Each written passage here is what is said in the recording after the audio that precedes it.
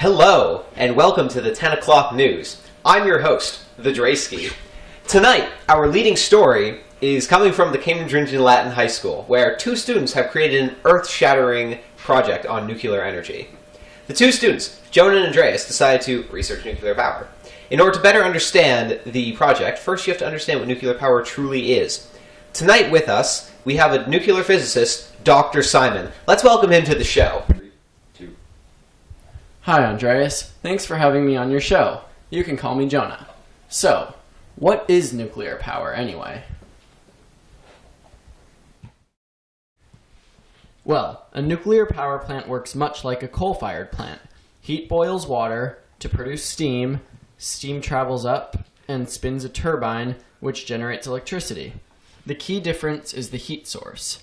While a conventional plant burns coal or gas to produce heat, a nuclear plant relies on the splitting of uranium-235, the same material in nuclear bombs, to release energy in a controlled reaction. The less refined uranium used in nuclear power plants is 2 to 3% enriched, while bombs must be at least 90% enriched. The fuel is used to generate heat in a nuclear power plant, providing clean energy for your home. Uranium-235 decays naturally through alpha radiation. 2 neutrons and 2 protons are released after the atom is struck by a free neutron. In the power plant, the neutron is fired into the nucleus and the atom is split. Each time the atom splits, gamma radiation and 200 million electron volts of energy are released. This may seem like a lot of energy, but in reality it is only a very small amount. Luckily, there are more than one atom in a chunk of uranium, so you get a lot more energy out of it. In fact, 1 pound of uranium-235 gives off as much energy as 1 million gallons of gasoline, without releasing any carbon dioxide. Thanks, Dr. Simon. And now with us, we have the creators of the project, Jonah and Andreas themselves. Let's welcome them to the show. Hey, thanks for having us on the show. I'm Andreas, and I'm Jonah. And we're really inspired to do this project. We really like the idea of a clean, high-potency energy source for the future. So we did some research into nuclear energy, and we found out how it worked and the plus sides and the downsides of it, and I'll get into that later. We also managed to contact Bill Gates, whom we knew was a large supporter of nuclear energy. He told us that Generation 4 projects such as TerraPower, a company that he invests in, offer safety advantages and efficiencies over plants currently in operation. He also stated that in a world with a growing population, it is critical to develop low-carbon and no-carbon energy sources. That way, we can innovate towards zero. While researching, we discovered that nuclear energy had quite a few pros and very little cons. It's a zero-carbon energy source, produces huge quantities of energy with little fuel. It's a very consistent source of energy, more so than other renewables which rely upon the weather. And it does not require extensive habitat destruction to acquire its fuel. The cons? If not properly operated, it can pose some safety threats. The waste that is produced also tends to need to be attended to for long periods of time.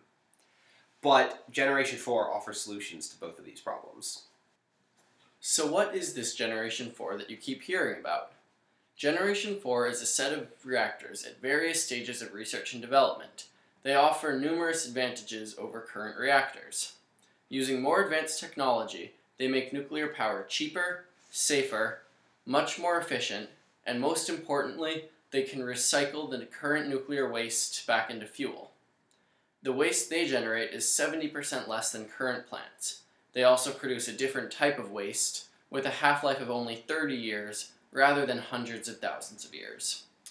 So, since nuclear energy, especially Generation 4, seems so positive, we want to know, why isn't it everywhere?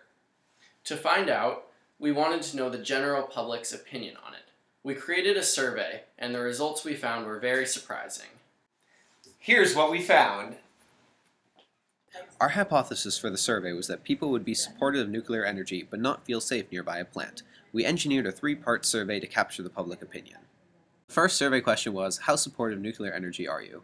Out of 83 people who responded, 21 of them said they were very supportive, 38 of them said that they were somewhat supportive, 10 of them said that they were indifferent, while 11 were not supportive and 3 were completely opposed to the idea. This reflected our hypothesis, with the majority of those surveyed being supportive. Second question asked how safe people felt living within 15 miles of a power plant. 48% of people did not feel safe living near a nuclear power plant. 30% were indifferent about their proximity, while around 22% of people felt completely safe. This also accurately reflected our hypothesis, with the average comfort level being 4.8 out of 10. The last question asked if nuclear power plants should receive government subsidies like coal plants. This is where the results were surprising.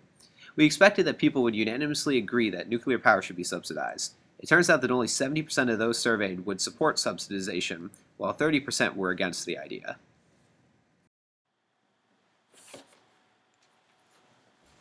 So, in conclusion, it seems that most people are fairly supportive of nuclear power. However, there also seems to be an irrational fear surrounding it. We believe this is due to the media frenzy around a select few incidents where nuclear power plants had disasters, such as Chernobyl. So, if you want to see more nuclear power everywhere, tell your friends, because it is the future of clean energy. Back to you, Draysky. That's all the time we have for now, but I hope you learned a little something about nuclear energy. Coming up next, is your ice cream poisoning you? Stay tuned for the whole scoop!